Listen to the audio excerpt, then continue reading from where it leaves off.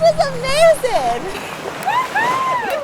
Hi everyone, the CPAWS team is out exploring Owl's Head today by kayak. We're going to start at Little Harbour Wharf and work our way around to Owl's Head Wharf. In the meantime, we'll explore Long Cove in the provincial park and also go check out the federal property with the lighthouse. So follow along on our adventure today.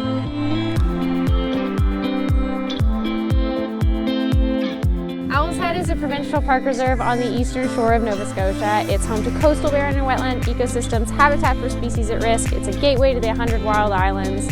However, the Nova Scotia government delisted this park in 2019 in order to sell off these public lands for golf course development. This is a site that's been identified for conservation for over 50 years, and there are lots of good people working to make sure it's protected.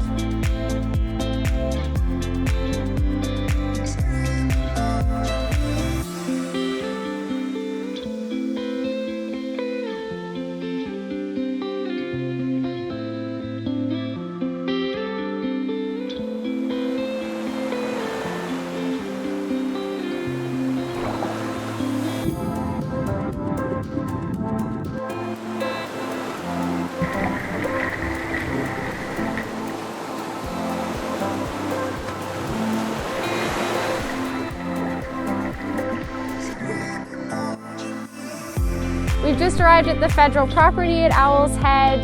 This site contains a lighthouse. It's also got a number of ecological features.